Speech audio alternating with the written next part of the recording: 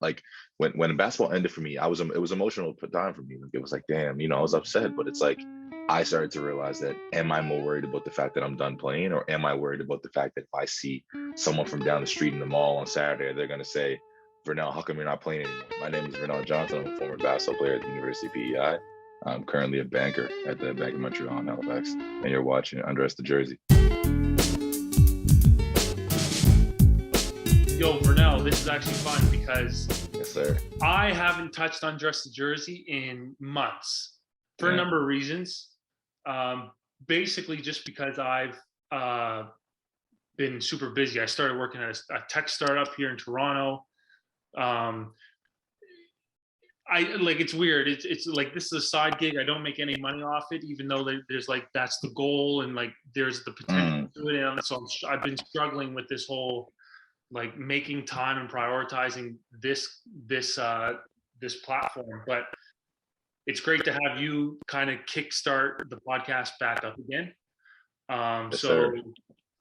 Just to give a little bit of context to the people that are listening, we know each other from the community YMCA. Way back. The community Y is where I first started playing basketball. Shout out Halifax, the Square, Uniac Square. That's where it all started. Yes, sir. Met you through Jaden and whatnot, and we've just kept in contact ever since. We played against each other. I think we reconnected when we were playing each other basketball when I was at St. FX. You were at UPEI. But I just wanted to have you, like I was saying before the show, I wanted to have this on because now you're in the finance world. You've been super vocal about getting your money up, taking action forward to like build a better life. Because from what the little bit that I know from you is that you come from a background that wasn't affluent in money and wealth and whatnot. For sure, yeah. So we want to get there, but introduce yourself. Just give us a little background, where you're from, the whole like small, short little basketball journey. Because like I said, this is branded as a sports podcast, but I'm more interested about you and your story than for sure. the basketball journey. So introduce yourself. Yeah, I mean, from Beachville, one of the historically Black communities, in the Halifax area, for those who don't know. Started playing basketball. I was a late bloomer, honestly, compared to Tristan and Jade and other guys. Came to the Y when I was probably like 12, 13. And that kind of kicked it off, like basketball was a safe place for me, an escape kind of from anything else. So the Y was essential in my development. So started there, played, got good enough at it to where I could, take it to the next level, played at the grammar school in Halifax. Was grateful enough to go there and, play for some good coaches, had some good teachers and whatnot. And then went on to UPEI and played there for 3 years.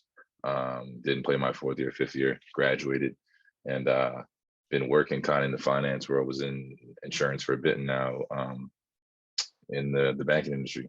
So was you didn't play your 4th, 5th year? Was that just because, was that COVID related? Or something? Like honestly, bro, basketball was weird for me. I fell out of love with it in a sense, and then interesting. UPEI was kind of in shambles and whatnot, and then a lot of guys were getting let go, and then it was a situation where it was just like not really for me. So it was done in my 3rd year, and then 4th year I came back home because COVID hit, and school was online, and I did my 4th year at SMU, and then graduated like just in May. Didn't know that. Yeah, and then was just working, kind of worked full time while school was online, and then just been in Hali ever since. I resonate with the whole falling out of love with basketball because I mean, I was obsessed. I played basketball since I was 4 years old. Yeah. My dad, he was never like, hey, this is what you're going to do, but I just fell in love with it because of him. Yeah. Even went to the extent where I went away for high school to specifically focus on ball and getting better and having those dreams and going. But when I don't know what it was, my 1st, 2nd, and 3rd year at St. FX were good years. I was the most motivated in high school. There's no doubt I was obsessed with basketball in high school, and like went through the whole event of losing my mom and taking that pain and putting it into the sport, and like Yeah. I've never felt more motivated ever. Hmm. But by the end of my career at St. FX, I couldn't stand to look at a basketball. Yeah. I don't know Facts. what it was. It was the I don't know if it had something to do with like, hey, I don't see a future in this, so like I'm not going to invest the time, or if it Hmm. was like the negative like competition aspect of it, and like it turned into like a job and I started to hate my team. No, it didn't hate my teammates, but you know what I mean? It's like you just Hmm. start to the love disappeared, and I think that's common for so many athletes. Why do you For think sure. you lost love? Yeah, I mean, you touched on a lot of like relatable things in terms of like, the to me it was like, I couldn't justify one, we weren't really playing that well in terms of like record. So that automatically makes it puts you in a situation where you're feeling like, do I want to do this? On top of the fact that we're not winning, it's like, how do I justify going to the gym, putting up 1,000 shots, whatever the case may be? Right. And I don't see a future in it. I started to work, I had jobs and I started to make money. So I started to see Hmm. income wise, listen, money's coming in. I could spend the next 6 months working a job and actually get income from it versus I could be playing a sport and it's not something that I want to do anyway. I, used basketball to the point of where it was a tool, a vehicle for me to kind of achieve things that I've always wanted to achieve. I'll be honest with you, bro. Like from the time I was, when we started the Y, pro was never a thing. Like I never was like I want to play in the NBA. I was never like I want to play overseas. That was never ever a goal for me. It was come from this, want to be here. How do people get here? The vehicle or the medium usually is university. How can I get to university without having to pay money because I can't afford it? Basketball was that, took me there, and then now it was like, in the sense of like I'm playing, and it's like you're on the road, you're practicing however many days a week, you got to go to class. I just couldn't justify the commitment to it in terms of like how do I sacrifice and give all my time to this when I don't see any, like I'm not getting anything out of it. We're not winning Right. games. You know Right. what I mean? And so it's just like it almost seemed like a waste of time to me. I fell in love with other things, so I just wasn't I couldn't give my 1,000% to the team. It took me a while to kind of admit that that was the issue. Coaches would say things to me like, you don't seem like you love it. And I took offense to it because I was a basketball player. I've always been an athlete. I've always been my thing. It's always been my identity. But then I started to slowly realize, okay, maybe you guys are right. Maybe you really don't care. Maybe this isn't for you in terms of like, and then it really got to that, bro. Like it was a self-realization type of thing. That's yeah, man. And this is why it's hard to keep these things like under an hour, which is just from an attention and audience Yeah, yeah. and whatever. But like it's frustrating for me because there's three different things there that I wanted to talk on. But Yeah, yeah. what I will unpack from that is your identity. Like this is what athletes are, and this is a good excuse to talk about sports. And I think the more that people are starting to talk about the whole mental health shift, Hmm. and again, this is going down another avenue with you where I've seen you talk online about our generation being soft and stuff, which Hmm. to a part I agree with. But as more people start to prioritize mental health and that becomes more of a conversation, when you identify yourself as an athlete, I'm experiencing this now that I'm no longer an Hmm. athlete. If someone all of a sudden tells you that, hey, your love or your fight and your work ethic is no longer there, you need to fix that up, it's hard to talk to yourself Yeah. and accept or acknowledge the truth, because this is what happened to me my last year at St. FX. We went from my third year where we lost in the finals to UNB. We had Bursey, Walker, like we had Julius, like we had our power. That was our year to win it. They all took off, and now it's me, Daniel Passley, and Brandon Veloci, the only three seniors on the team, with a fresh new class of freshmen coming in. And here I'm looked at as the leader. And by the end of my basketball career in my fourth year, that love was gone, but I was Hmm. still expected to work and show the young guys what it means to work hard and like put in the work. But I didn't want to anymore. So when Yeah, coach yeah. sat me down and said, Tristan, you're not leading the way, it was hard for me to look internally and actually tell coach that, I just don't love it anymore. Hmm. Right. So how did you battle? What was your transition out of the sport? What was your transition to like living with yourself saying, hey, I'm not being defined Yeah. as an athlete anymore? Yeah. I mean, bro, honestly, one of the biggest things I try to preach on Instagram, whatever the case may be, is kind of being unapologetically yourself in what you do, Like I tell this to my girl all the time, bro. Like sometimes she is on me about certain posts. Like people may think this, people may think that. But to be honest, bro, like most situations I don't care because I got to a place where I loved what I was doing, and what I do. So the things I say are from the heart. And when it came to basketball, it was like I came to a realization that I was more worried about, like when basketball ended for me, it was emotional time for me. Like it was like, damn, I was upset, but it's like I started to realize that am I more worried about the fact that I'm done playing, or am I worried about the fact that if I see someone from down the street in the mall on Saturday, they're gonna say, Vernelle, how come you're not playing anymore? Everyone's like, because everyone who knew me as a basketball player, whatever the case may be, what your opinion was on my talent, I wasn't the best player in the world. Most people are like, hey, he's taking this at a high level, he's taking it serious, he wants to play pro. So I see guys, oh, how come you're not playing pro? Whatever, whatever. Even to this day, bro. And I haven't played in any 2 years. So it's like, you know what I mean? So it's like that those tough conversations and those awkward kind of moments for me are what I dreaded. I dreaded people being like, how come you don't play anymore? Why do you want to do this anymore? And in reality, it was like, I feel like even though at the time I was emotional, at the time I didn't want it to end. I'll be honest with you, I was probably done a year before that in terms of like me checking out. You know what I mean? Yeah. Mentally, I was done a year before that. Yeah. But the fact that it came realization, it took coach to tell me, like, listen, like, UPI, we're at May UPI, and I could see things were kind of dwindling, coaches were being weird in terms of like players, guys were getting cut here and there. He called me in the office and basically was like, yeah, like, I don't know if there's a spot for you next year. You might have to try out. And I was like, all right, I'm done. You know what I mean? Right. And I took that as if I took offense to it. And like, I resented him for the longest time. I sent him an email months later, like, listen, I appreciate everything you did for me because at the end of the day, in terms of my entire career, gave me an opportunity to play, gave me an opportunity to further my education, et cetera, et cetera. And although at the time I'm like, yeah, this guy's an idiot, like this is a terrible situation, bro, I can't explain to you how much that situation there helped me, like from then on, like in all aspects of my life, whether it be relationship, job, etc. Like, Yeah. that it was a growing point, and it was a point where I really like, took my kind of emotional self to the next level and my true being. Yeah. What do you remember there's never a specific moment where you learned something like this, but do you remember, or like where did you learn the notion to be unapologetically yourself? When Yeah, like what was the moment where you're like, man, why am I giving so much energy to what yeah, other yeah. people think?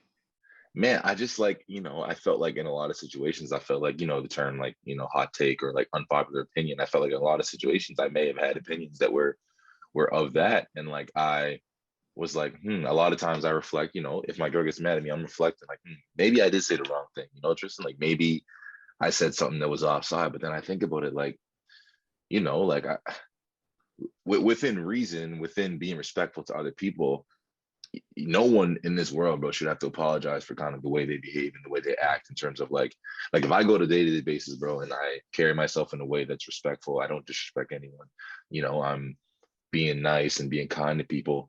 And if you don't like me because of what I post on social media, like, I got to a point where it was like, I don't care. And I started to focus my energies on like, how can I, like I said, in terms of money, I bought a rental property and that was my goal for the longest time. And I'm like, how can I put all my like efforts into that, focusing on things you can control. And I was like, all these external factors, worrying about what he's saying about me, what she's saying about me, was like really clouding my brain. Like I'm worried about 15 different things when reality I should be focused on this one goal. So I was like, if I can eliminate as many external factors as possible, it'll help me get to where I'm going faster. And one of those things was other people's opinions, like, and I think it's I talk about people in our generation being soft. It's a very like it's a very new age mindset, I think, to be like, I'm worried about, because social media is the thing, you're a creator. Like I was watching the one you had with Troy and you're talking about how back in the day, people are like, yeah, I'm posting this picture. If it doesn't get this many likes, like, you know, that kind of like when that took off,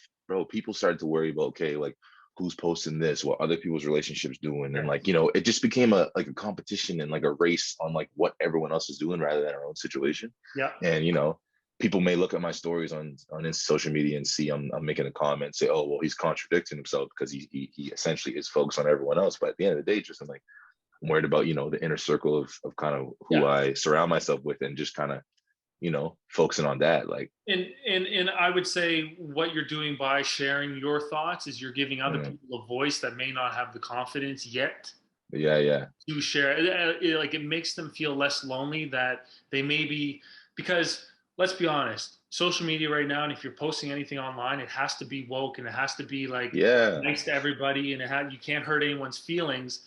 But that does, just because that's what's online right now, it doesn't mean that other people aren't having those same thoughts. So by seeing someone else say it, it's Hmm. I'm not saying it's going to give them the confidence to go ahead and say it too, but it makes them feel like, hey, Yeah. I'm not the only one that thinks this. Exactly. They may agree with me. Yeah. And like, bro, that's one of the things because, you know, me and my girl got in a fight one time. She's telling me about something I posted on Instagram, whatever. She didn't like it, et cetera, et cetera. And they like, you know, the idea is like, okay, what if this person thinks this way? But I'm like, also, okay, but there's 10 people that responded to my story in the last hour saying, bro, facts, you know, 100 emoji, whatever the case may be. So I'm like, I may not be appealing to this market, but I'm appealing to some of this market. And I can't please everybody, right? So if I Yeah. can, you know, so.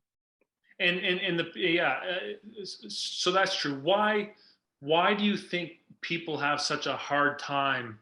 I know you touched on it. It's like we're all worried about what other people Mhm. think, but why do you think people are worried about what other people think? Yeah, bro, like it's all a competition, bro. And you think about like, you know, like life is such a race now, like in with people Yep. our age, in terms of like if you think about like, you know, when we think about our parents and like when I say people are soft nowadays, I understand there are a lot of differences in terms of like economic situations. So why like, you know, house prices are crazy now compared to when they were. So like we're in different kind of like points in our life because of Sure. that. But like if you Economy think is about different. like Yeah. yeah, but like if you think about, let's say for example, you see influencers on TikTok making millions at 15. Now you got 15-year-olds, which is not a bad thing, believing, okay, I can make money doing TikTok, but it's almost like, okay, if I'm not a millionaire by 30 or by 25, I failed, which is not the case. Like, you know, like as much as you and I both want to retire at 40, if we don't retire till 60, we didn't fail. Like we didn't miss the boat. Like, and there's so many people who think that. And it's like, if I don't have this car, if I don't wear these sneakers, if I don't, and bro, I fell to the trap just as much as a lot of people fell to the trap, you know, like I read a post somewhere. I don't even remember exactly what it said, but it basically was like, before you make a big purchase, like think about if you actually want to purchase, or if no one knew you bought it, would it matter? You know what I mean? Yeah. So like, and it's just like it speaks volumes because it's like, why are you doing what you do? Do you do it because you want someone to give you 1,000 likes, or do you do it because you Mm. want to actually, like, you know, do you enjoy it? Like, you know, there's guys who drive nice cars and you wouldn't even know where they park the car, who Yeah. they driving in, because they just enjoy that. And like that's what I aspire for everyone to be. Like, you know, be yourself, be what you want to do, and not because everyone else wants you to do it, you know, like Yeah. because then it's like, why are you doing it, right? Like, I agree. It always comes down back to why you're doing what you're doing. mhm, I think the that whole thing. I was just scrolling Twitter before this, and there was a tweet. There was like a funny tweet. Some crypto person mhm, being like, "Hey, you never know. You can never judge a book by its cover because that guy that you're sitting next to on the subway may have $100 million in crypto in his wallet." Like it's just it's mhm, that whole thing. It's it's almost a sort of a flex. Like you come off as someone who doesn't flaunt that they have money, but people mhm. know that you do have money. Like it's almost a flex when you have money and people don't know about it.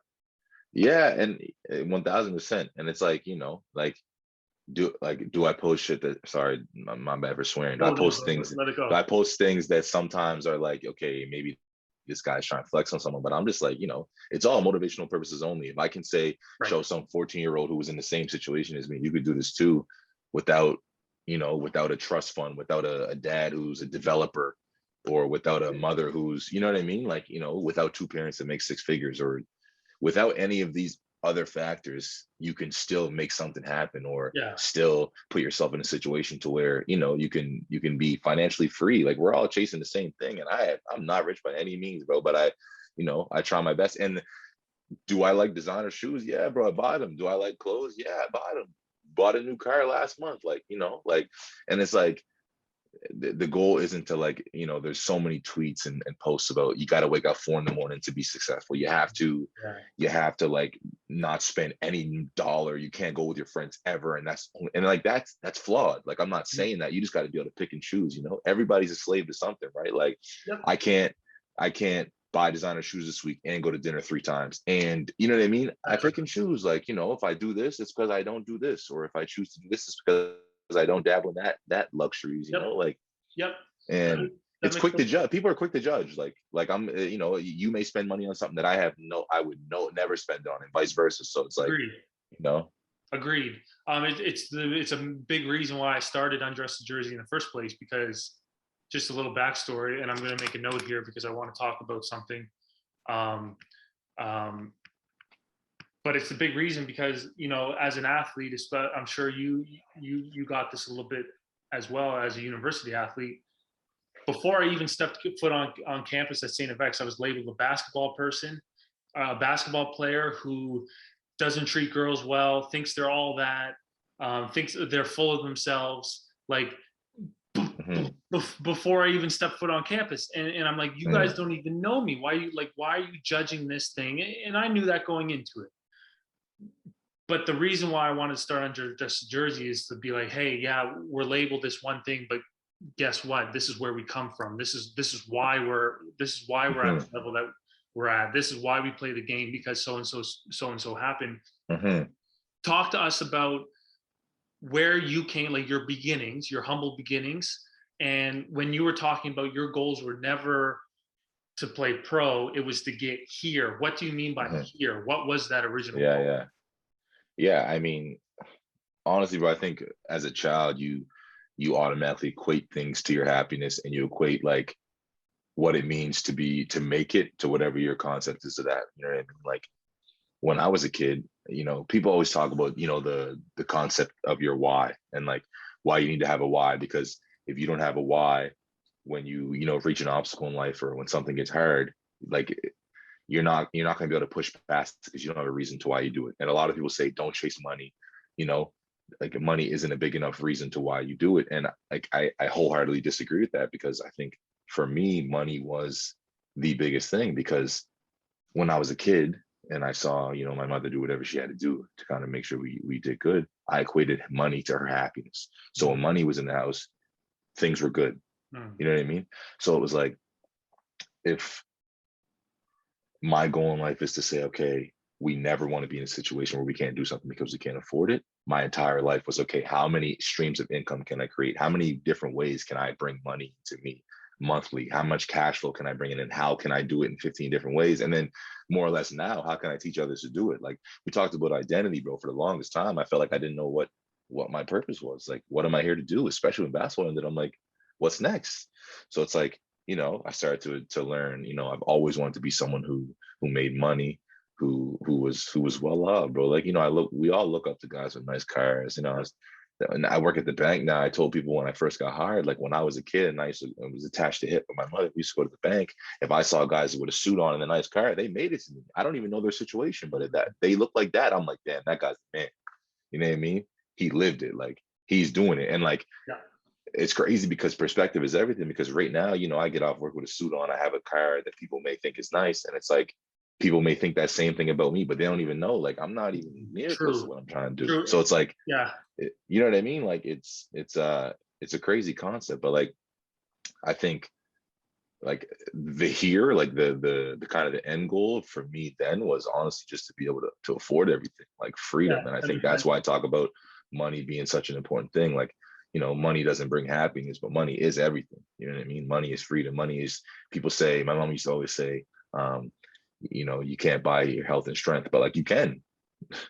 Because, like, if you're in a situation where you need something because of money, I got to fly to someone's funeral, I got to do this. If you don't have the money to pull the trigger, True. you can't do it.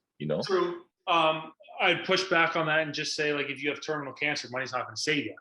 right? Yeah, I mean, fair. And you Yeah, yeah. understand that, but Yeah, yeah. to the degree, yes, I agree with that. Money is Mhm, freedom. Um, I was gonna say, did this is the question I've had personally because mhm, I think I'm on your Snapchat. I think so, but you'll post every now and then like these stacks of money, right, at the mhm, bank. First time mhm. I saw it, I was like, God damn, this guy. But then I was like, okay, no, he works at a bank. Everyone, Yeah, yeah. calm down, right? They're But not to moving me, bricks. I'm like, oh, did Vernelle get a job at the bank to be closer to money, to be close, which evidently is the thing he's striving Uh-huh.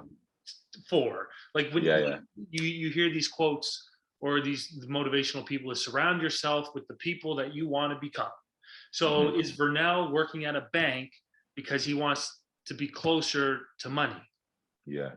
I mean, Is that how, was that your I, thought process, or is it just so I happened? honestly, bro, not even because to be honest, when I finished school, I applied to 1,000 jobs, Tristan. When I tell you, I don't know how many jobs I applied to. It just like I said, this money thing was always something that I was passionate about. So like, working other jobs, figuring out what I did and didn't like, I was like, damn, like, if like to be honest now, like, real estate and investing in real estate and rental properties is kind of my long-term goal in terms of like how I'm going to live my life. But for the time being, with income and being able to fund that kind of passion, I was like, I need a full-time job to where I can make a decent salary. And it just fell into my lap that it ended up being banking because I go to work every day, Monday to Friday, from 8 o'clock to 5, and I do things that I do on my free time. Like, I deal with RSPs and TFSAs and all of those things. But then I go home and I'm reading the same stuff. It's not like I'm like, okay, I work 8 to 5, whatever, and then I come home and I got to decompress. I love it. I breathe it. You know what I mean? This is what I enjoy. Like when people read books on their free time, whether it's a book about mentality or whatever, like I read this stuff. Like when I'm at work and I got to read what the earnings reports were for these companies, I come home and I do the same thing anyway. So it's like the fact that it fell into my lap to where I could put that passion literally into a career. Like people always talk about, if you love what you do, you'll never work a day in your life. And there's Yep. obviously days where I wake up, I don't even want to go to work. But, the fact that I can go on my Instagram and post something about money or post a picture of some money and say motivational purposes only and maybe inspire some youth, maybe not, whatever the case may be, and then go to work and have an appointment with a client, do the exact same thing as a job. I'm like, how can I lose, Tristan? You know what I mean? That's How can I like, lose? that's the recipe right there. And like you're going to be ahead. You're going to be ahead of the people that say that they want money and the goal is the money, but they're not living, breathing, eating it. It's the same as basketball. It's like Mm-hmm. all these people want to go to the league, but they don't want to live in the gym. I remember having conversation with Nate Darling. Is no surprise Nate made the league Yeah, because facts. Yeah. he ate, breathed, lived in the gym. He would spend upwards of 6 hours in the gym and bring lunch with him. It's Yeah, just yeah. like, so to hear that, it's just like, okay, there's no chance Vernelle's going to lose because Uh-huh. you didn't become passionate or motivated from money because of the job that you're in. Mm-hmm. The job just happened to be what your passion is. It's like you're compounding learning, you're compounding Yeah. time. You're just spending more time in the gym than everyone else because Yeah, you're yeah, getting yeah. paid to spend time in the gym. It's the same thing for me. People would be like, "Yo, did you watch Squid Game?" I was like, "No, I don't have Netflix." Well, what do you do? It's like, Mm, it's I watch YouTube because mm-hmm. I'm obsessed with content creators, how they make the content, why did that person's content take off. I'm on TikTok, and I'll be honest, sometimes I get on there and I just start mindlessly scrolling, but most of the time Facts, yeah. it's to see why did that person go viral, what trend is going now. Mm-hmm. Like I'm always obsessing over, like, before I hopped on here, like I'm watching full podcast episodes. I'm not listening to them. Like I'm watching. So it's, for me, it's a learning, and I find entertainment in that. It just so happens that my entertainment also teaches me something. Mm-hmm. It just so happens that your career and your living wage and your income also Mm-hmm. teaches you something too, right? For sure. The idea of 15 streams of income um, I want to turn this conversation into like, how can athletes at school Hmm. make money while they're playing? Yeah, It's yeah. it's like, speak on like the people hear it all the time, but I want to hear it from you. Is the, take care of what you need to take care of, and then Hmm. in your, what are you doing in your free time? It's usually what you're doing in your free time that Yeah, yeah, separates you and gives you that progress. So yeah, like, what are you said you're reading stuff, but what yeah, are you doing in your free time and to make those 15 streams of income?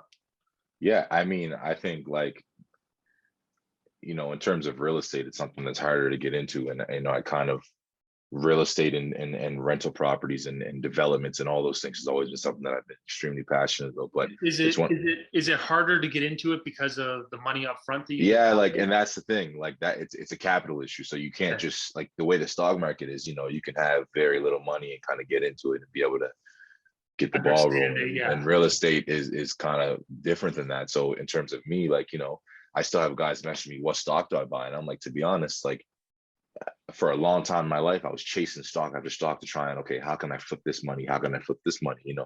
Growing up in whatever you grow up in, you only know a few ways to kind of make money. And, they may not be the legal way to do things. So I kind of turned the knowledge from that and like just knowing what it is to the stock market. How can I take this stock and flip to this, to flip it to this, flip to this? And it's honestly a bad mindset in terms of investing, because when you chase things like that, you lose. And I've had, bro, tons of losses to where like had a lot of money. And I was watching, Neville Provo, my guy, like he's talking on his podcast the other day about how they had $480,000 of the crypto and lost it Oh, all. that's that this morning. You Yeah. know what I mean? And like, there's been situations, bro, for me in stock, and I got greedy, Mhm. lost it all in a day.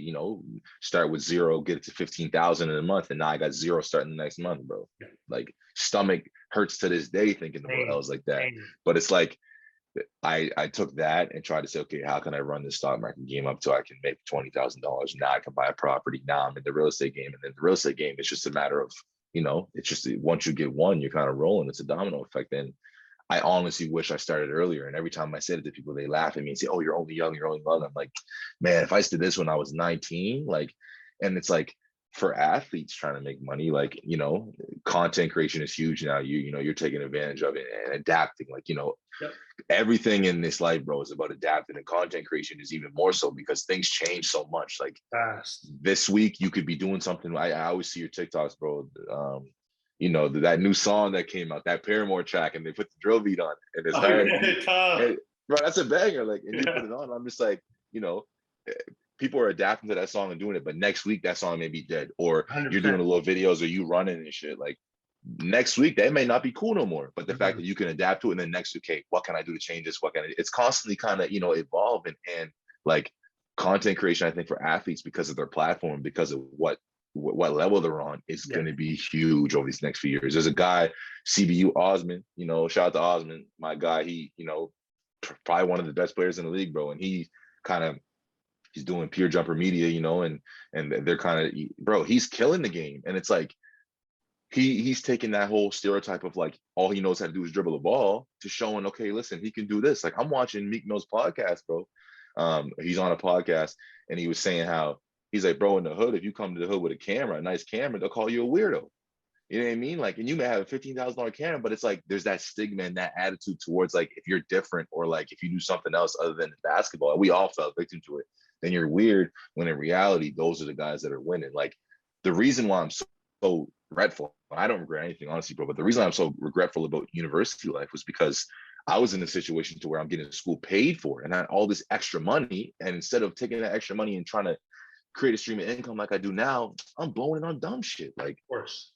you know what I mean? And it took me to the fact that where I'm like done playing basketball, I'd be like, okay, Vernelle, what are we doing next to kind of Mhm. adapt? And I'm like, bro, if I just had done this a year ago, like, and it's like, Yeah. but there's a million, bro, honestly, and like there's a million ways to get to it. And Neville talks about it all the time, but he posts it on his snap, but like, getting the jet skis and renting them out, or showing the kids this. And it's like, you know, he'll go to his community and give his kids $100. And it's bigger than just giving the kids $100 to go spend. It's okay, how did Neville get this? And Neville showing me how to get this $100, but it's not because of he sold this or because he did this. It's because he went and rented a jet ski out, and teaching them these business models and these Mhm. ways to kind of create incomes at like 7, 8 years old. Like people have no idea how valuable that is. And it's like, there's a lot of us in situations where we don't necessarily have those mentors, like me and Val, or even you, bro. Like you grew up in the culture. You're one of us, essentially. You know, you played basketball with us from the time we're however young. Your dad's an ex-legend, played with guys like Wade, you know, been around the whole situation. So it's like it's just crazy, bro. Like, and Yeah, it's under, and this just goes back to like, it's important for people like you to speak their mind, even if sometimes it's against the grain, because people like the next generation, the people, there are people watching, and there's young people watching. They need someone to speak the truth to kind of change the narrative. I remember like my Black History Month event or content series that I did in February. I had great conversations, and mainly it was like, no one's teaching us that it's okay to not be either an athlete or a music artist, because that's what the narrative is. There needs to be more of that. There needs to be more content creation. There needs to be more documentation. And I think Novelle's probably doing it the best that I know of right now. Is like he's literally, here are my secrets here. Like I was having a conversation with Troy yesterday, actually, about this on our podcast, and I was like, Troy, you know, like I want this to become a source of business and sales and lead generation and like Troy, how did you build this business where you're fundraising multi-million dollars from these VCs? How did you do it? And he was like, well, he was kind of juggling back and forth. He was like, Tristan, I can't give away all that information. Because if I do that, then we have competition out here. And I was like, I know what you're saying, but at the same time, I can teach people how I make those little running videos. They're not going to be able to make it just like me, right? Like I can give you step by step edit, click this button and then go up here and then move that slider. And like, I can give you all that, but you're still not going to be able to do it like me. So, and everybody eats, bro. Like there's a million ways to get it. Like I said, there's enough money in this world for a lot of people. And it's just a matter of, you know, if I can inspire someone to do it, like, bro, like, you know, if you message me tomorrow, I got people message me every day about how did you do this? How can I do this? Like, you know what I mean? And it's like, like, it's free game. You know what I mean? It doesn't cost me anything to give you that. Like, and that's no shade on Troy, because he had a great counter. He had a great counter to that, and I was like, okay, that's facts, because ultimately it comes to IP. His company developed like an AI software that like helps you find the best leads for you. And I'm like, okay, yeah, obviously you're not going to give the code out, because then like, and that's where the disconnect was. How does it feel to get to, because this is one of my favorite things, that I'm posting a little more fitness content, because my whole life I've been obsessed with fitness. And people would be like, yo, do you have workout plans? So I'm slowly posting, and it feels great when people ask me, hey, I'm trying to lose weight. Hey, what should I do? This isn't working. Hey, like I 1,000%. love that. I'm sure you feel the same, but people on the outside looking in might be like, man, you're just posting all this stuff because you're full of yourself. But they don't see the lives that stuff is changing. If we were never posting stuff, then we wouldn't be able to help other people. For sure. You know, so like, what is probably the number one thing you get hit up by people? A lot of times, stock market, bro. Like, you know, like a lot of people will say, you know, what's the stock? How can I buy this? How do I know what stock to buy? Like, bro, a multitude of things. And it's like you said, bro, when people ask, and I'm like, damn, they think of me when they think of, like, and it's like the craziest thing is, it may not even be after I post a story. It may just be a random DM. I'm like, damn, like, you know, I'm like, bro, I do what I can do in terms of like making money, whatever the case may be, whatever people determine success as. But I'm not a special, bro. I'm just a regular guy coming from trying to make something out of nothing, you know? So it's like, if someone can look at me and say, yeah, I'm gonna ask him for the advice, I'm like, I'm grateful, bro. You know, like it's rewarding, like even in my day-to-day job, to like, you know, people who are risk averse or maybe be older or may not understand, or maybe in a situation where they may be, you know, not doing the best. And if I can give you some advice in terms of your finances, bro, that it means the world to me, because it may it goes further than people think. There's an old lady that I deal with all the time, and people are kind of she's a little bit she's pushy because she's like 80 years old. You know what I mean? People aren't really like don't want to take the time to help her or not help her, and she goes to another branch to get something done, and I give her a phone call the next day and say, "Did you get everything done?" And she's like, "Wow, like I never had anyone reach out to me directly and be like, oh, how did you actually get the thing done?" And I'm like, it just it makes my job that much easier in terms of like I just love to kind of help, bro, and to give back.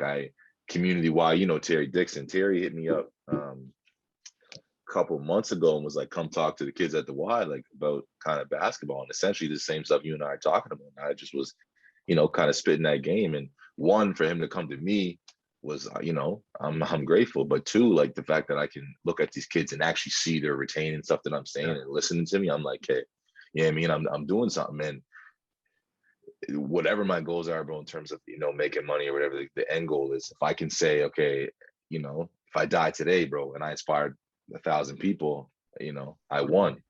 You know what I mean? Yeah, I agree. I share that same mentality. Everything that I do is one selfish because I'm trying to learn and grow in my own skill set and stuff, but at the same time I get to like inspire and share my thoughts with other people. It's why I started this saying, hey, this is like a selfish podcast for me because like I'm learning stuff here. I get to see different perspectives. I get to bounce ideas that I've had onto other people to see if they retain it the same way that I do. So for that, this again, it's something I use this avenue for as well. What's the value that you found in having a full-time job? Because a lot of people that graduate, they see the money that people can make as an entrepreneur. They can see the money people can make on TikTok and YouTube, and they don't want a traditional job. They don't want the office job. Mm-hmm. Did you share that mentality? Why did you jump right into a bank, like a boring bank job? And what value do you get from that? Yeah, I mean, it's crazy you say that, bro, because entrepreneurship is so glorified to the point to where it's like, if you're not an entrepreneur, you're not really doing much. And Vernelle and I shared the same topic, like conversation today. I hit him up. I'm like, yeah, Brian, I didn't get a chance to hit you up after the podcast, but I watched it. And one of the biggest thing I think I took from Vernelle's podcast was the fact of how transparent he was in Corvell and I lost this much money. Because I say all the time, bro, everyone will post the wins, but no one wants to post the L's. No one wants to show the fact that they lost. They'll post how many stocks they won on, but they won't post the ones that they lost 10 grand on, So the fact that he can be transparent and vulnerable to thousands of people and say, listen, this is where we lost. It just shows that entrepreneurship, it's not I forget the quote, bro. There's a crazy quote where it's like, entrepreneurship is like jumping off a cliff with no parachute and figuring it out on the way down type of thing. Because it's like, I don't know exactly what it was word for word, but it's essentially like, it's tough and it's not for everybody. And the hustle and the motivation isn't in everyone. So it's like, and if you look at statistics in terms of, maybe the US and Canada, there may be a lot more people who make a lot of money in 9-to-5s, like if you're a doctor or whatever the case may be, than you are as a small business owner. And it's like entrepreneurship, obviously your income opportunities are endless, but like, and Vernelle doesn't do this. I'm just saying there are a lot of people who are entrepreneurs who kind of preach the fact that, okay, 9-to-5 is horrible. If you work 9-to-5, you're a slave to this, blah, blah, blah, blah. But it's like, in terms of real estate and owning rental properties, that's essentially my goal in terms of being free and financially free and having no boss. But in order to get to that, I got to make money somehow. Right. So if I can work my way up in a career where I'm making, if I can make 6 figures in a job at 23, 24 and kind of use that income to fund other things, other passions to kind of make me even more money. Like the biggest thing, bro, is just having multiple streams. So if I work a 9-to-5 now, I got one rental property that pays me rent monthly. I'm buying stock, whatever the case may be. If I can do all of those things monthly, then there's like for someone who's a small business owner and may only have that one stream of income, how do you weigh it up in terms of like what's more? And like I said, making the more money doesn't mean anything. It doesn't make you more better or more successful. But it's like, like there's a stigma towards it for sure. And that's definitely a new age thing because a lot of people don't want to work anymore. But I think I definitely shared that mindset, but kind of grew out of it in terms of like I said, I just love the job, Yeah. So it was like, and that's why I'm saying Yeah. low-key blessed because you're in a job that's in an industry that you love, and it's teaching you the skills for all of your other side businesses too. So in a sense, it's like it's fueling your side businesses. What I would say, because I share that, you know, I had a small experience working for this startup where I was working for someone else, and I got to be honest with you, I loved the idea. I just wasn't compensated monetarily enough for the amount of time that I was putting in. Which is and important. and I hated the freedom, the lack of freedom that I had, the lack of freedom that I had to be creative. You know, I had all these meetings that I had to go to. Meanwhile, I'm like sitting back and I'm thinking of all these other ideas that I want to be doing, like Undress the Jersey, like my vlogs that I couldn't do because of the job that I was in. So in that sense, it's tough, and that's why like you someone listening to this can't be like, well, okay, you know, I want to be an entrepreneur and I want to be in real estate and stock, so I'm going to go get a job in finance, but I hate finance. Like, you can't teach the passion that you have to find that sweet balance. Like me, I would, if I went and got a job at a bank right now, I'd kill. I'd become depressed. I'd have no free time. I wouldn't be happy. And although I'm not making the same amount of money, I'm a lot happier to be. You know, I'm willing to sacrifice the monetary gains that at 23, 24 that I am now, in order to build the skills and you know. So it's a give and take. It's a tough line. Yeah, for sure. It's a tough line.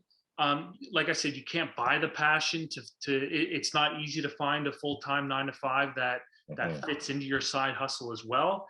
And then ultimately it just comes down, I use the reference as well. I'm thankful that I was an athlete because I learned this lesson early. It's you can't just sit around and complain that things aren't happening to you. It's the same. You can't sit around and complain that you're not getting any playing time when you haven't been in the gym, right? Your success is practically directly correlated with the amount of time you spend in the gym, right? And in the gym is a term that can translate to anything, like anything. It's putting in reading more books. It's reading more articles on the stock market. It's watching more content creators and emulating that. It's a game of reps. And if you can find a job that gives you reps for ultimately your side hustles or other streams, you're on your way. You're on your way. It's crazy you touch on that too, bro, because I think the same fine line to where it's like I'm sacrificing a little bit of income now to kind of make room for the time that I'm putting in to kind of thing. There's also, I think, a mindset of where you almost are sacrificing, or you're chasing the happiness a little bit too much in terms of like, I need to be 1000% satisfied in my current situation or job because people need to be happy in their job. But it's like, you know, I wake up every day, bro. Do I want to go every day? No. But I know that for the most part, I like it. And for the most part, or for all the part, I know that it's for something greater than that. So it's like, you know, you jump from job to job, you quit every job, you do this, you move from here to here because like, I hate this. And that goes back to the point I talk about kind of the new age being soft, is almost because if you look at our parents' age, it was, you know, if my mother said to me when I was 5 years old, I got to switch this job because I don't like it, we wouldn't have ate. You know what I mean? So it's like, it's tough for me to sympathize in situations like that. And these come back to the kind of the posts that I make that people may not like or may not sympathize for. And I'm just like, I don't have sympathy for a lot of situations because I watched, you know, my mother do what she did. And it was hard for me to, you know, it was hard for me to sympathize for that because there's a lot of things. And I posted yesterday, bro, about white privilege, and people automatically assume privilege is a bad word.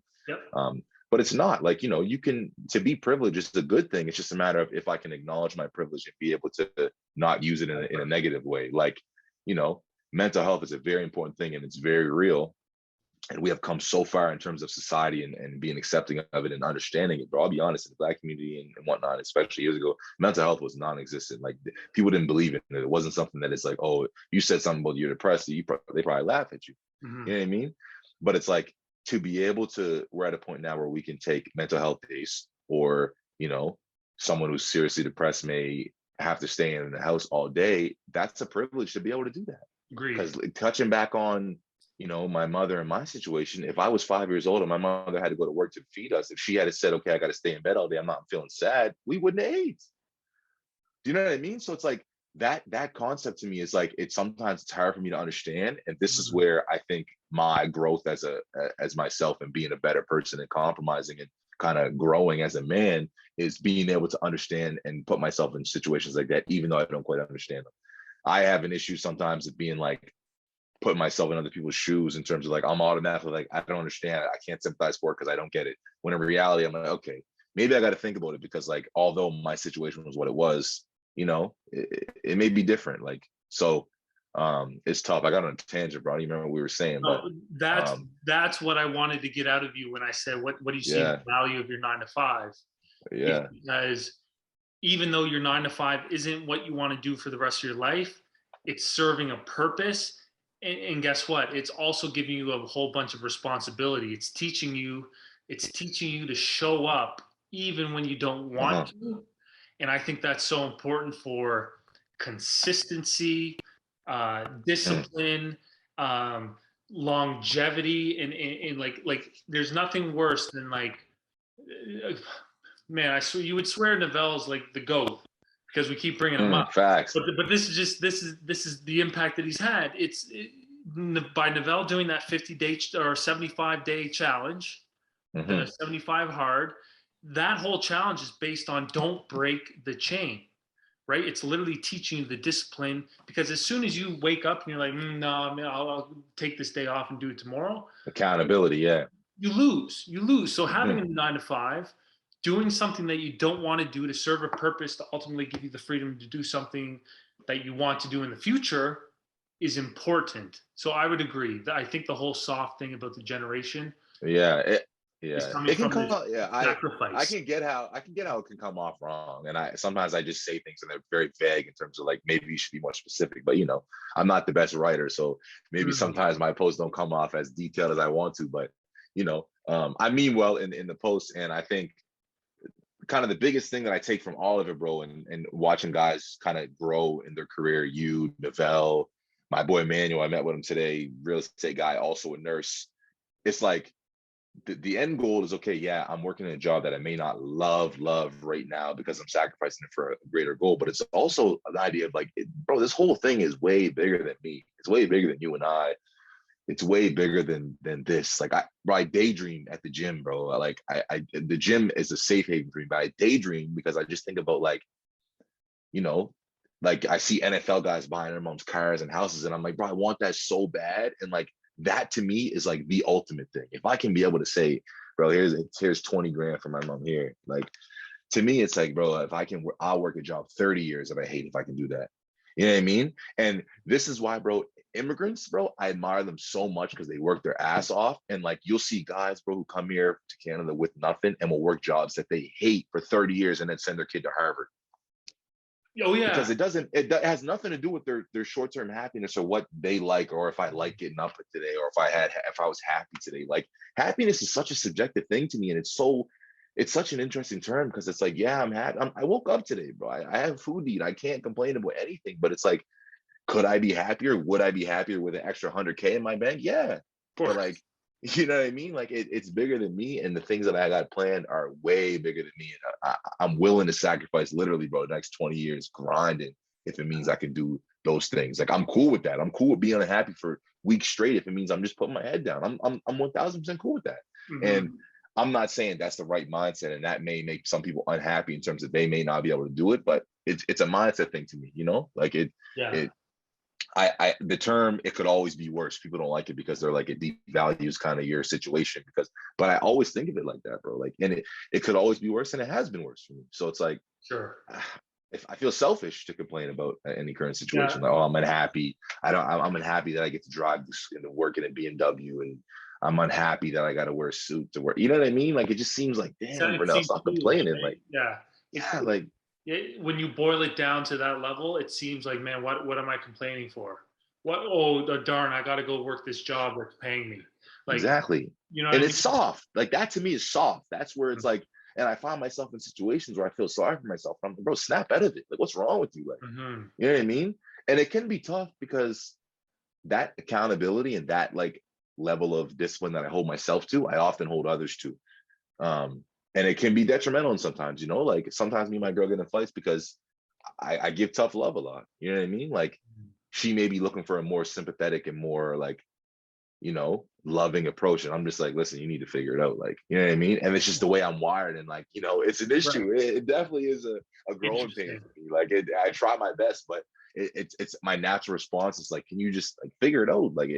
Like, you know, life is hard. Like, and Agreed. I don't have sympathy for a lot of situations. So it's like, I find it really tough to kind of flip that switch. And And I think the big thing, I can't help to think that you have that mindset is because you learned those hard lessons at an early age, which Mhm. which at the time was probably some of the worst experiences of your life. But guess what? It taught you You the wouldn't trade it. lessons. Yeah, yeah. It taught Facts. you the lessons that put you ahead so many years. Some people don't. The people I feel sorriest for is that don't come into any like tough hardship tragedy until they're Yes, later in their sir. life, Yes, because sir. it's going to be not only it's going to be a hard lesson, but like the lesson, those are the lessons that you need to get you to where you want to go.